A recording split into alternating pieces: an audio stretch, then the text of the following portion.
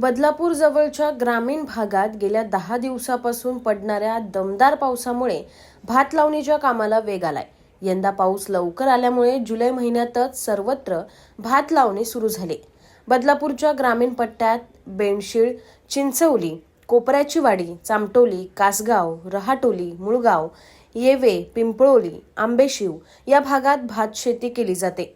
गेल्या काही दिवसापासून पडणाऱ्या दमदार पावसामुळे या भागातील शेतकरी सुखावला असून जुलै महिन्यातच चिखलणीसोबत भात लावणीची कामं सुरू झाली आहेत।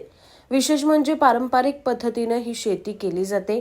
मजुरांची संख्या घटल्यामुळे बहुतांश शेतकरी कुटुंब एकत्रितपणे एकमेकांच्या शेतीला हातभार लावत असतात। या शेतीतून मिळणारं उत्पन्न फारसं नसलं तरी शेतकरी कुटुंबाच्या वर्षभराच्या भाताची सोय या शेतीतून होत असते।